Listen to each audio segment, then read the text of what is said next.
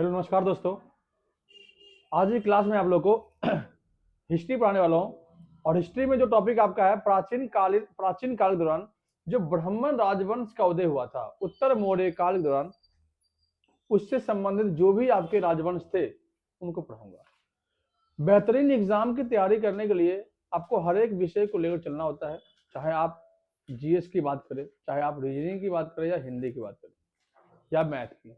हर एक सब्जेक्ट अपने आप में काफी ज्यादा ही यूजफुल रहता है जब आप किसी चीज की तैयारी करते हैं। तो अगर एक ही सब्जेक्ट को लेकर आप पढ़ेंगे तो आपकी तैयारी बिल्कुल अधूरी रहेगी। जिस प्रकार से आप कोई भी खाना खाते हैं और उस खाने में अगर मान लो दाल और चावल है, सब्जी नहीं है, तो आपका जो भोजन है वो क्या है, अधूरा है। तो उसी प्रकार से अगर केवल आपको चावल परोस दिया जाए तो आप खाना नहीं खा पाएंगे। तो एग्जाम भी ऐसा ही है कि जब आप एग्जाम में आप जाते हैं, बैठते हैं, तो आपको पांचों इंद्रियों के साथ साथ आपको उन सिलेबसों को भी याद रखना होता है जो आपने पढ़ा है। जब तक कि आप सिलेबस याद नहीं करेंगे और हर एक टॉपिक को टॉपिक वाइज नहीं पढ़ेंगे, रट्टा मारेंगे। रट्टा क्या होता है कि आज पढ़ेंगे कल भूल जाएंगे। इसलिए कॉन्सेप्ट के साथ पढ़े और चीजों को याद करने का प्रयास करें, जितना हो सके उतना मेहनत करें।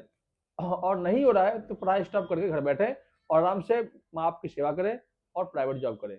ये रियल घटना है। भीड़ बढ़ाने से फायदा नहीं है। और भी बच्चे हैं जो पढ़ रहे हैं, उनकी कंपटीशन चीजें बढ़ जाती है, भीड़ बढ़ जाता है। अच्छा रहेगा कि जो बच्चे नहीं पढ़ रहे हैं, जिनको मेहनत करने में डर लग रहा है, वो अपना घर बैठे आराम से जॉब करे, प्राइवेट जॉब, ताकि घर की खर्चा उठा सके।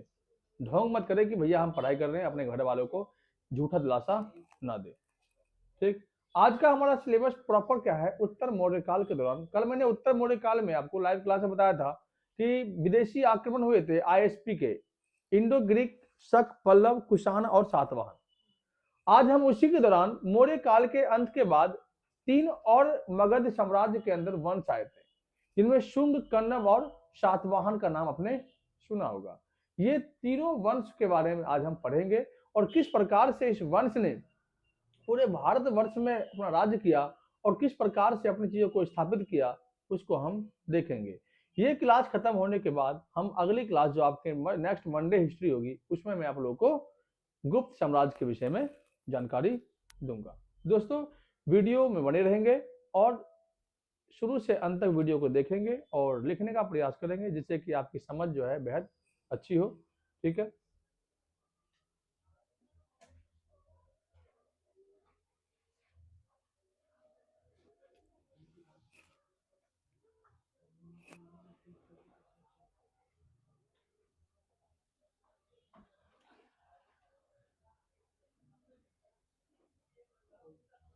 अब देखेंगे, यहाँ पे मैंने टाइप कर दिया है मौर्योत्तर काल। मौर्योत्तर काल का मतलब होता है कि मौर्य काल के अंत के दौरान ही एक नए राजवंश का उदय होता है। उसे उत्तर मौर्य काल या मौर्योत्तर काल के नाम से जानते हैं। जो मौर्य के ही अंश से निकले हुए वंश होते हैं, उसे हम मौर्योत्तर काल के नाम से जानते हैं। मौर्य साम्राज्य के का अंत होने के बाद, मौर्य साम्राज्य के अंत होने के पश्चात अब मगध की राजधानी एकता छिन्न भिन्न होने लगी। मगध की जो राजधानी थी वो प्रॉपर बिखरनी शुरू हो गई थी। अब मगध के अंदर कोई प्रॉपर रूल करने वाला शासक नहीं रहा, क्योंकि मगध के अंदर जो चौथा वंश था वो मौर्य वंश था, जिसमें सबसे फेमस शासक आपने सुना होगा अशोक था। क्योंकि अशोक ने बौद्ध धर्म की नीति को अपनाया और लगभग आपके 240-41 बीसी में उसकी मौत हो जाती है। वो मरने के बाद हम देखते हैं कि उसका बेटा कुणाल आता है और वो बुद्धिज्म को फॉलो करता है। तो बुद्धिज्म एक प्रकार से एक सही शून्य पर आधारित था, अहिंसा पर आधारित था। सैनिकों ने युद्ध करने छोड़ दिए, जिस कारण से विदेशी आक्रमण होना शुरू हो गया और राजा के ही मंत्रियों के अंदर क्या हुआ, मतभेद होने शुरू हो गए थे। ब्राह्मणवादी नीति का विस्तार होना शुरू हो गया था।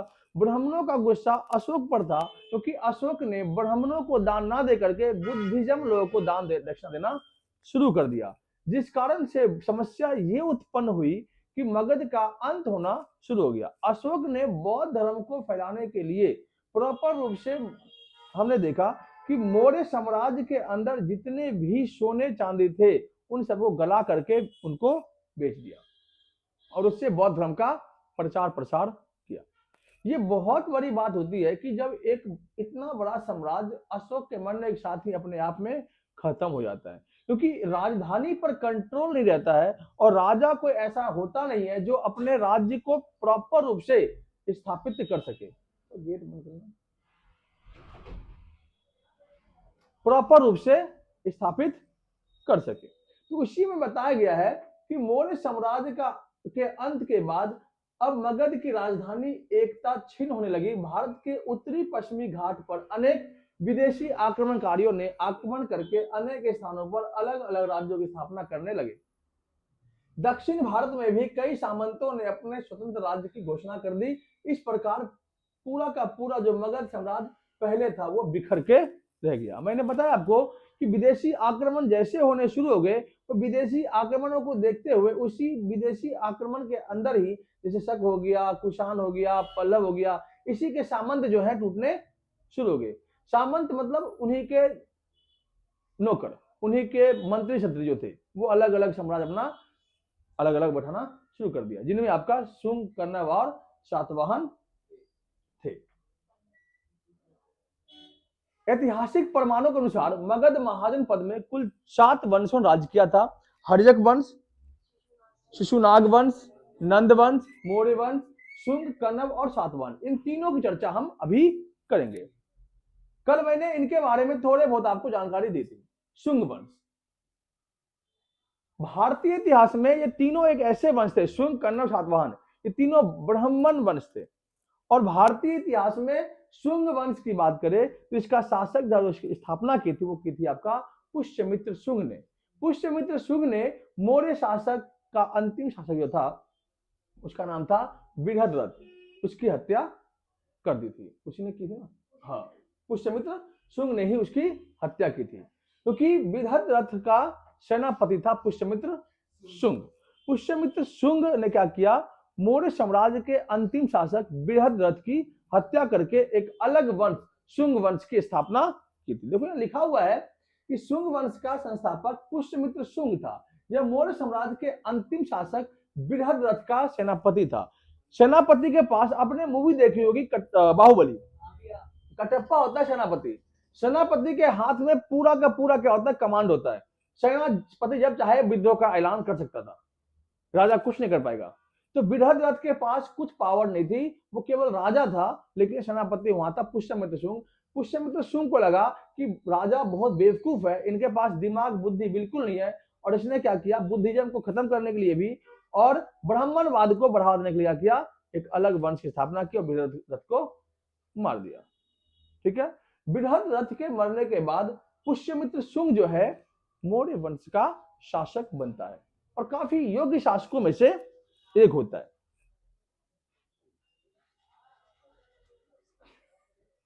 भारत के अंदर शुंग राजवंश प्रथम ब्राह्मण राजवंशों में से एक था। लिखा हुआ है यह प्रथम ब्राह्मण राजवंश है जिसके मगध पर पहली बार प्रशासन किया। इसने अपनी राजधानी विदिशा को बनाया। विदिशा कहां पर है, तो एमपी में है। तो क्वेश्चन यही से पूछा जाएगा आपका कि शुंग वंश की स्थापना किसने की, पुष्यमित्र शुंग ने। पुष्यमित्र शुंग ने किसकी हत्या की, तो बृहद्रथ की हत्या की। पुष्यमित्र शुंग ने अपनी राजधानी कहां बनाई, तो विदिशा को बनाया। मध्य प्रदेश में जो विदिशा है उसको बनाया था। बौद्ध ग्रंथों में पुष्यमित्र शुंग को बौद्ध द्रोही कहा जाता है, क्योंकि इसने बौद्ध धर्म का विनाश करना शुरू कर दिया। इसको खुन्नस इस बात की थी कि अशोक ने प्रॉपर रूप से ब्राह्मणों को दान दक्षिणा देना बंद कर दिया और ब्राह्मणों को वैल्यू देना बंद कर दिया था। तो पुष्यमित्र शुंग को इस बात का गुस्सा था कि मौर्य वंश के शासकों ने क्यों ऐसा किया। इसने क्या किया कि बौद्ध धर्म को ही खत्म करना शुरू कर दिया, बौद्ध भिक्षुओं को मारना शुरू किया। इसलिए बौद्ध ग्रंथों के अनुसार इसे बौद्ध द्रोही कहा जाता है, क्योंकि इसने अपने शासनकाल में बहुत से बौद्ध स्तूपों को नष्ट करवाया था। ठीक, यहां पर लिखा हुआ है कि बौद्ध ग्रंथों में पुष्यमित्र शुंग को बौद्ध द्रोही कहा जाता है, क्योंकि इसने अपने शासनकाल में बहुत से बौद्ध स्तूपों को नष्ट करवाया था। बौद्ध स्तूपों के साथ बौद्ध भिक्षुओं को भी मार दिए थे उन्होंने। ठीक है, क्योंकि ये ब्राह्मणवादी नीति थे ये लोग।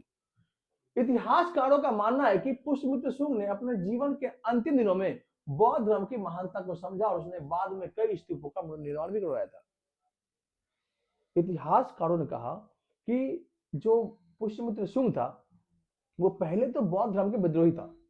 बाद में जब बौद्ध धर्म की नॉलेज उसे हुई तो उसने स्तूपों के आगे रेलिंग लगवानी शुरू कर दी थी।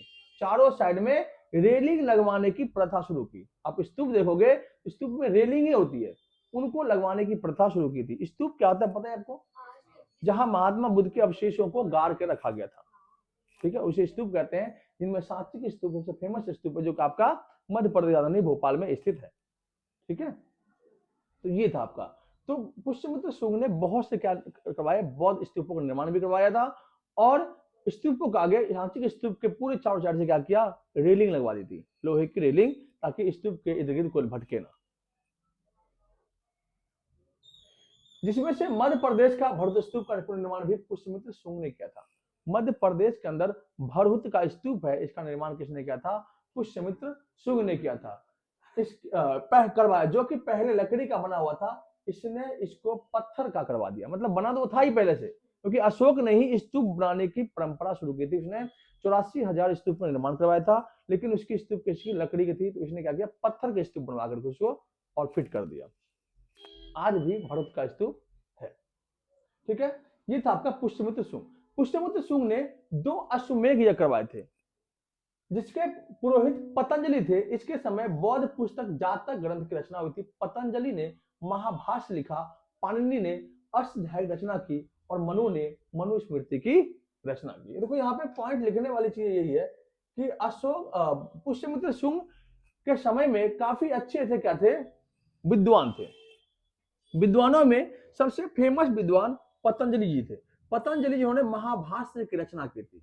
आता है महर्षि पाणिनि, जिसने अष्टाध्यायी रचना की। इसके अलावा मनु ने मनुस्मृति की रचना की। ये तीनों चीजें बहुत ज्यादा ही महत्वपूर्ण रहता है एग्जाम के व्यू से, ठीक, देखेंगे आप लोग।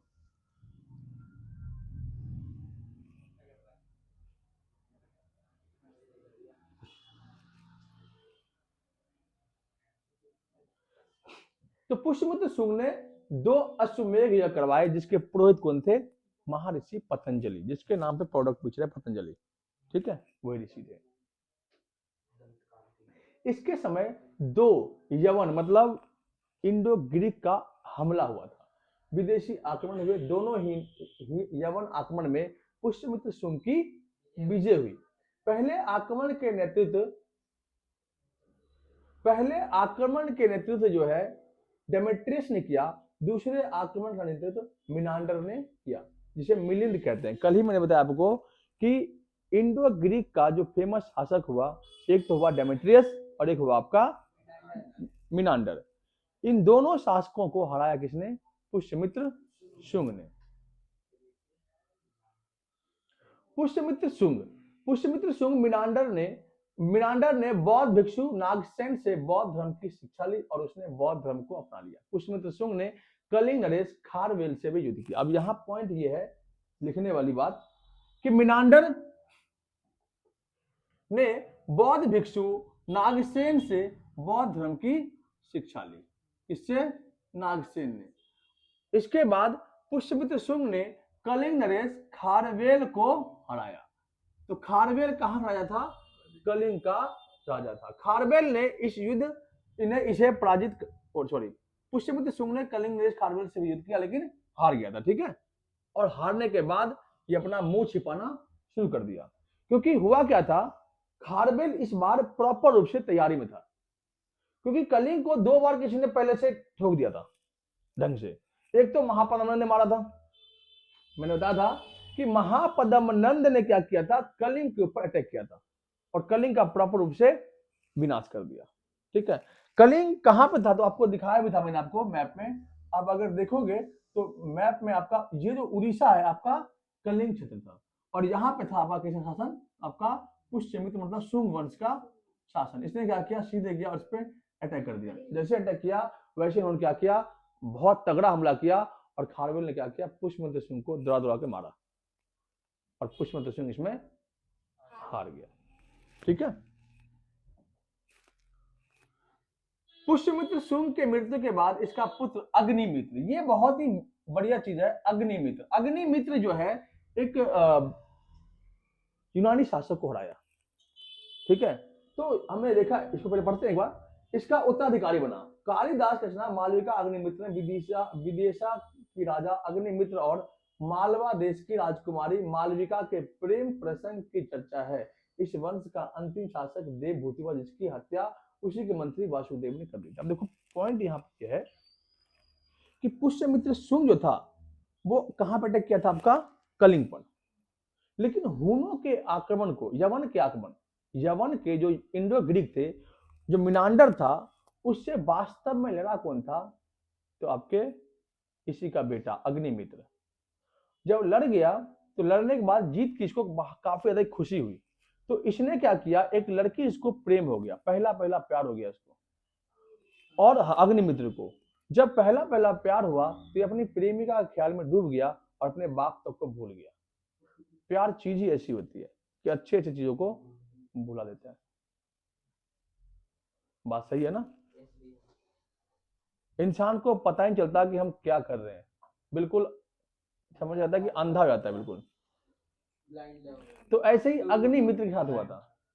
अग्निमित्र भी ऐसे ही हुआ था, अग्निमित्र प्रॉपर ब्लाइंड हो गया था। तो पिताजी को टेंशन होने लगी, किसको, पुष्यमित्र शुंग को। उसको लगा मेरा बेटा बिलट गया है।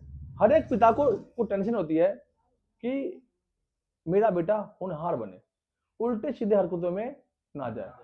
इतिहास गवाह है कि हर एक पिता को ये इस बात की टेंशन होती है कि बेटा मेरा लड़कीबाजी ना करे, और आज भी वो चीज की दुराई हो रही है। लेकिन लड़का मानता कहाँ है, लड़का करता गलती, और गलती करता है उसका भुगतान भुगतता है। तो अग्निमित्र जब नहीं आ रहा था, कम से कम 2-2.5 साल हो गया, तो ऋषि पतंजलि बहुत बड़े महर्षि थे, तो पतंजलि ऋषि से अश्वमेध यज्ञ करवाया। तो पतंजलि ऋषि ने एक ही बात कही, कहा कि अभी आपका बेटा क्या है, युवा है। ठीक, जब युवा कोई होता है ना, तो उसे जब प्यार का भूत चढ़ता है तो बहुत खतरनाक चढ़ता है, और जब उतरता है ना तो एक साथ ही सब उतर जाता है।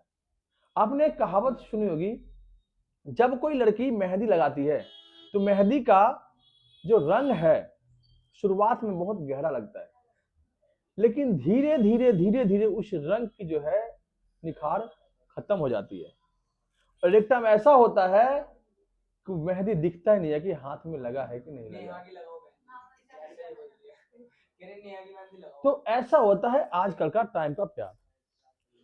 अचानक प्यार आपको ऐसा होगा कि लगेगा इसके अलावा दुनिया में भाई कोई नहीं है, अब तो यही है हमारी दुनिया, यही हमारी बाबू और यही हमारी सोना। काहे को नहीं। तो अग्निमित्र के साथ भी कुछ ऐसा ही सीन हुआ, सुन लो बेटा। अग्निमित्र और पुष्यमित्र शुंग, तो पुष्यमित्र शुंग ने अपनी तसल्ली के लिए अपने बेटे के लिए यज्ञ करवाया, जिसका परिणाम ये निकला कि 3 साल के बाद बेटा वापस घर आ जाता है, और बाप के मरने के बाद अपने राजगद्दी को संभाल लेता है। अग्निमित्र और राजकुमारी मालविका, इन दोनों की प्रेम प्रसंग की गाथा चंद्रगुप्त मौर्य द्वितीय के दरबार में, कालिदास बहुत बड़े विद्वान थे, उन्होंने एक पुस्तक की रचना की, इसे मालविका अग्निमित्र के नाम से जानते हैं। इसमें मालविका और अग्निमित्र के प्रेम कहानियों को लिखा गया है, प्रेम प्रसंग को लिखा गया है। ठीक, तो कालिदास रचना मालविका अग्निमित्र है, जिसमें विदिशा के राजा अग्निमित्र और मालवा देश की राजकुमारी मालविका के प्रेम प्रसंग की चर्चा है। इस वंश का अंतिम शासक कौन था, तो आपका देवभूति, और इसको भी किसने टपका दिया, टपका किसने, इसी के सेनापति ने, जिसका नाम था वसुदेव। अब देखो कैसा सीन है, कितना बढ़िया कहानी चलता है कि भैया मौर्य वंश के अंतिम शासक बृहद्रथ को मारा कौन, पुष्यमित्र शुंग। तो शुंग वंश के अंतिम शासक किसने मार दिया, वासुदेव। देवभूति किसने मारा, वासुदेव। वासुदेव ने क्या किया, वासुदेव कुटुंबकम कर दिया, उसका विनाश ही कर दिया।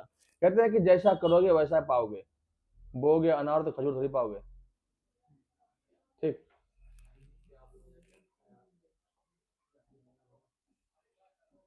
इसके बाद हमारा आता है कण्व वंश। कण्व वंश जिस प्रकार से अंतिम मौर्य शासक बृहद्रथ की हत्या उन्हीं के मंत्री पुष्यमित्र शुंग ने किया, उसी प्रकार से शुंग वंश की शुंग की स्थापना की। उसी प्रकार वसुदेव ने अंतिम शासक शुंग वंश के अंतिम शासक देवभूति की हत्या करके 75 ईसा पूर्व में कण्व वंश की स्थापना की। ये प्रॉपर बढ़िया से आपको एक्सप्लेनेशन दिया हुआ है, आराम से आप लिख सकते हैं इसको, ठीक है। तो सुन ले, जिस प्रकार से अंतिम मौर्य शासक बृहद्रथ की हत्या उनके मंत्री पुष्यमित्र शुंग ने की, तो उसी शुंग मतलब शुंग वंश स्थापना की। तो शुंग वंश के अंतिम शासक देवभूति को वासुदेव ने क्या किया? मार दिया। और अलग वंश कण्व वंश की स्थापना की। कण्व वंश के संस्थापक आपके थे वासुदेव थे। इस वंश का अंतिम शासक सुशर्मा था, जिसकी हत्या उसके मंत्री शिमुख ने कर दी और उसके बाद सातवाहन वंश की स्थापना की। इस वंश का ज्यादातर हमारे इतिहास में जिक्र नहीं है, इसलिए हम इसको इतना ही पढ़ते हैं। अब देखो, इसी का शासक था आपका वसुदेव। अब वसुदेव के बाद इसका अंतिम शासक हुआ सुशर्मा और इसी का सेनापति था शिमुख। उसने क्या किया? इस भाई साहब को खत्म कर दिया। अब देखो दोहरा रहा है, पहले क्या था? बाप बाप को मारा, बाप बेटे को मारा, और यहाँ पे सेनापति सेनापति को मार रहा है, मतलब सेनापति राजा को मार रहा है। देख लो, चल रहा है बढ़िया सीन। अब इसके बाद आपका आता है सातवाहन वंश। सबसे महत्वपूर्ण वंशों में से एक वंश जो दक्षिण भारत साम्राज्य का बहुत बड़ा वंश था। साउथ भारत में जाओगे, दक्षिण भारत में, तो सबसे महत्वपूर्ण वंशों में से आपको ये देखने को मिलेगा आपका सातवाहन वंश, जिसके संस्थापक शिमुख थे, जिसने सुशर्मा को पराजित करके नए वंश सातवाहन वंश की नींव रखी। सातवाहन वंश का संस्थापक शिमुख था। प्रारंभ में यह वंश महाराष्ट्र के क्षेत्र में था, लेकिन शक राजाओं ने उन्हें महाराष्ट्र छोड़ने पर मजबूर कर दिया। जब मजबूर कर दिया तो सातवाहन वंश आंध्र प्रदेश एरिया में जाकर के बस गए, और यही कारण था कि आंध्र सातवाहन भी कहते हैं। आंध्र प्रदेश को हम आंध्र सातवाहन भी कहते हैं। सातवाहन की राजधानी महाराष्ट्र का प्रतिष्ठान था, ये लिख लो आप। जब सातवाहन, देखो पहले क्या था, अब मैं आपको बहुत बड़ी चीज दिखा रहा हूं। अब देखोगे एक चीज कि यहाँ पे किस प्रकार चीजों को लाया गया है।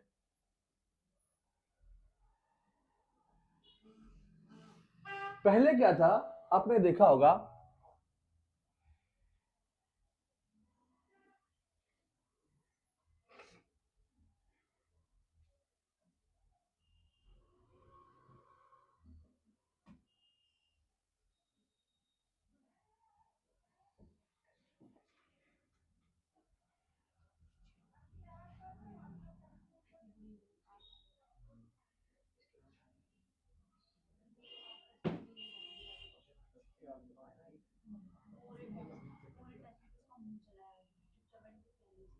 देखो पहले क्या था, मगध यहां पर था। कहां था? यहां पर। जब तक मौर्य वंश था तब तक मगध यहां था। जैसे ही मौर्य अंत हुआ तो शुंग वंश में यहां पे आ गया, ठीक है। कण्व वंश में थोड़ा सा आगे बढ़ा, सातवाहन में महाराष्ट्र में आ गया, और महाराष्ट्र से फिर कहां गायब हो गई है? यहाँ पे। देखो मौर्य साम्राज्य कहां से कहां तक आ गया। कहां था? बिहार में। कहां पहुंच गया? आंध्र प्रदेश में। देख लो कहा, मगध से हर्यक वंश से लेकर मौर्य वंश तक यहां तक शासन किया, और उसके बाद धीरे धीरे मध्य प्रदेश, थोड़ा मध्य प्रदेश के बॉर्डर पर आ गया, और फिर जाकर महाराष्ट्र, महाराष्ट्र से भगा दे कहां पे? आंध्र प्रदेश। इसलिए आंध्र सातवाहन भी इसे कहते हैं। आगे सुनिए, क्लियर है? ठीक है। सातवाहन वंश का पहला महत्वपूर्ण शासक था शतकर्णी, ठीक है। शतकर्णी प्रथम की पत्नी नागनिका का नाना घाट अभिलेख प्राप्त होता है, जिनमें शतकर्णी प्रथम की उपलब्धि बताई गई है, ठीक है। नाना घाट अभिलेख ये किससे संबंधित है? तो सातवाहन वंश से संबंधित है, इतना आपको याद रखना है। ये देखो लिखा हुआ है नानाघाट अभिलेख। नानाघाट अभिलेख में ही सतकर्णी प्रथम को महान विजेता का महान शासक बताया गया है। नानाघाट अभिलेख में उल्लेख मिलता है कि सतकर्णी ने यज्ञ के उपलक्ष्य में ब्राह्मणों को मुद्रा के स्थान पर भूमि देना शुरू किया। तो क्वेश्चन आता है कि भारत के अंदर ऐसा कौन सा वंश था जिन्होंने सबसे पहली बार भूमि दान की शुरुआत की? तो सातवाहनों ने सबसे पहली बार भूमि दान, किसको? ब्राह्मणों को भूमि दान देना शुरू किया। और इसी का परिणाम निकला कि राजा जो है भूमि देना शुरू किया। अब मान लो कि मैं राजा हूं, मेरे पास भूमि है, मैंने आपको भूमि दिया, तो मेरे पास जमीन घट गया ना।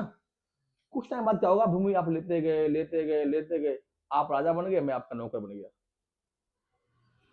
अब मेरा पैसा बहुत सारा पैसा है, ठीक है, भरा हुआ है, मैंने क्या किया? आपको दान करता रहा, आपको दान करता रहा, करता रहा। एक टाइम ऐसा आया कि मेरा खजाना पूरा खाली हो गया और आप अमीर बन गए, मैं आपके सामने, जी राजा जी, फिर मैं मांग रहा हूं आपसे। ऐसा हुआ इनके साथ। और यहीं से सामंती व्यवस्था की शुरुआत होती है। सामंत का अर्थ क्या होता है? काम के बदले भूमि को देना। ये शुरू किसने की? सातवाहनों ने। कहां से चलता है पता? तो नानाघाट अभिलेख से चलता है पता कि सातवाहन वंश का प्रथम शासक जो था उसने जो है क्या किया? भूमि दान की प्रथा शुरू की थी। इस वंश का दूसरा शासक था हाल। बहुत ही खतरनाक शासक था ये, और बहुत ही यूनिक में से एक कहते हैं। इसने शकों को पराजित किया।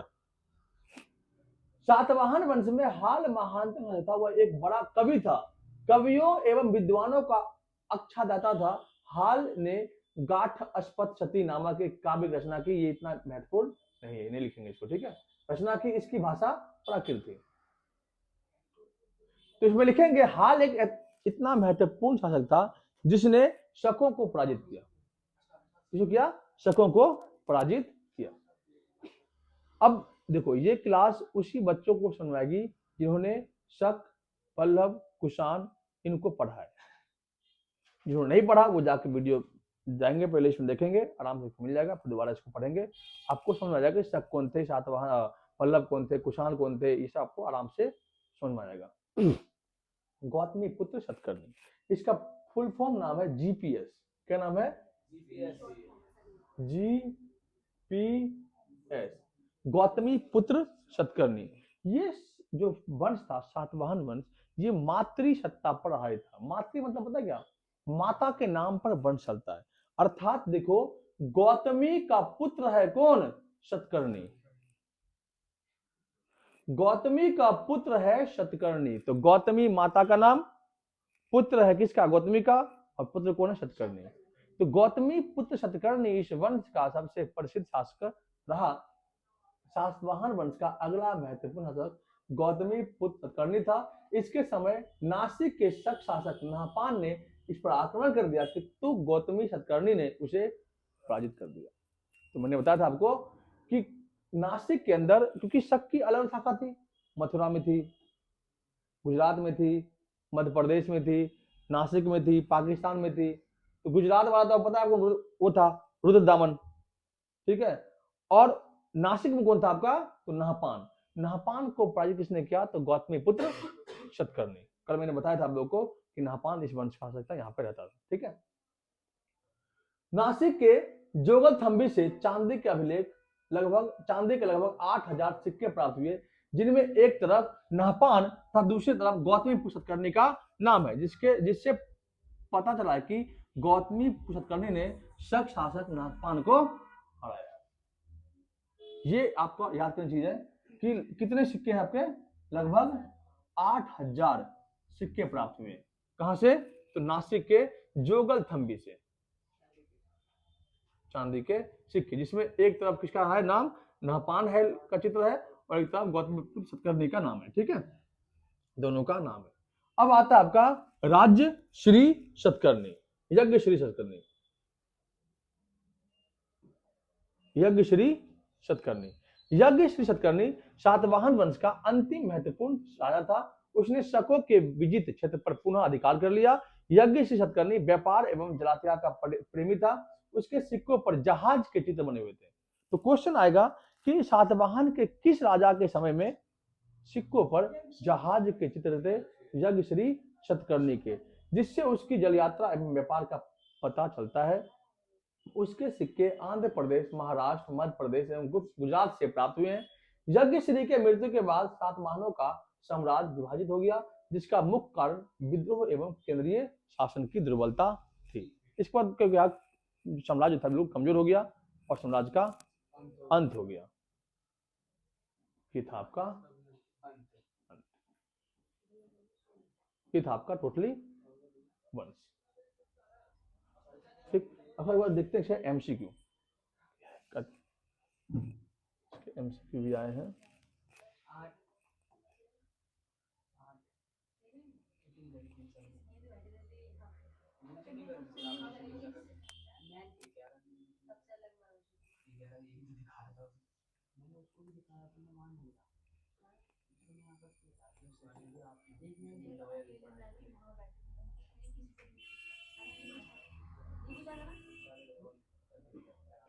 इसमें एक मिनट छूट गया है, सुन लो एक बार, छूटा है इसमें कुछ ना कुछ।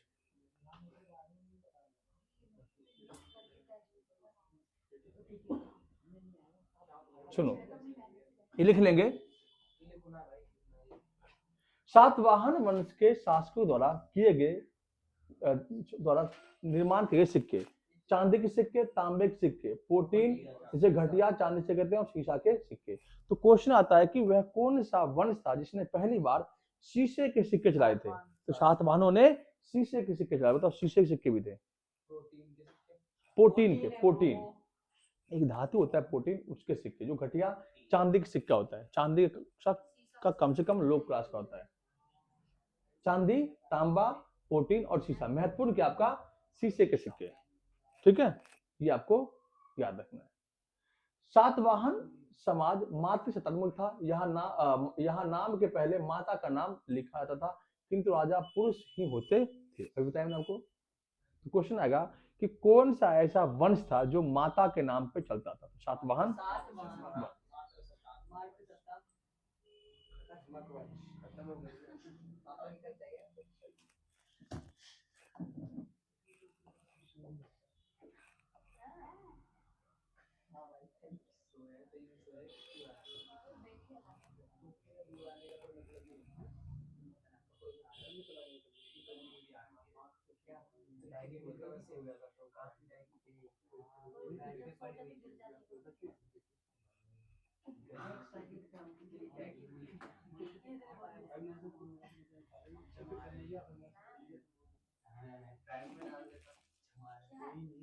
शांत रहेंगे।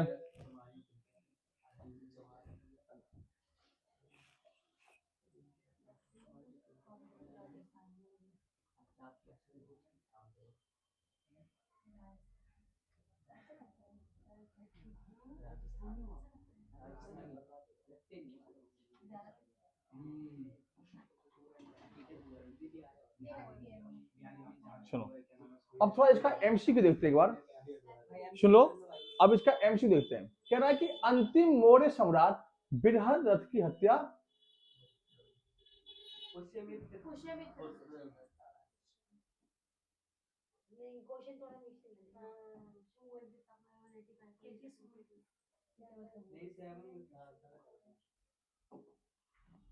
अंतिम मौर्य सम्राट बृहद्रथ की हत्या कर किसने शुंग वंश की स्थापना 185 ईसा पूर्व में की थी? तो आपका पुष्यमित्र शुंग ने। ठीक है, आ गया नेक्स्ट। पुष्यमित्र शुंग मौर्य सम्राट बृहद्रथ की राजकीय सेना में किस पद पर आसीन था? ये आप करेंगे, आप लोग अभी करवाया था आपको मैंने। ये क्या था आपका? सेनापति था। ठीक है, सेनापति। कण्व या किण्वन वंश का संस्थापक कौन था? आपके वसुदेव था। कौन था? वसुदेव। सातवाहन के समय मुद्रा का सर्वाधिक किस धातु का था? सबसे ज्यादा मुद्रा का जो धातु जो सब सातवाहनों के समय मुद्रा सर्वाधिक किस धातु का था? तो सर्वाधिक जो था वो किसका था? तांबे का सबसे अधिक था। ठीक है,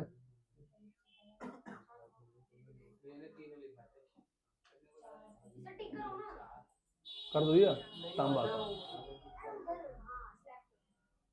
सातवाहन ने आरंभिक दिनों में अपना शासन कहां शुरू किया था? महाराष्ट्र में। कहां पे? महाराष्ट्र में। नेक्स्ट क्वेश्चन आपका, सातवाहन राज्य की राजधानी कहां थी?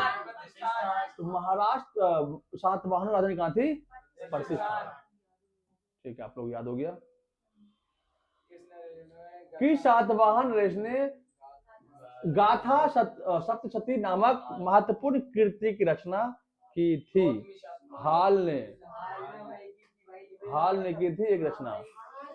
ठीक है।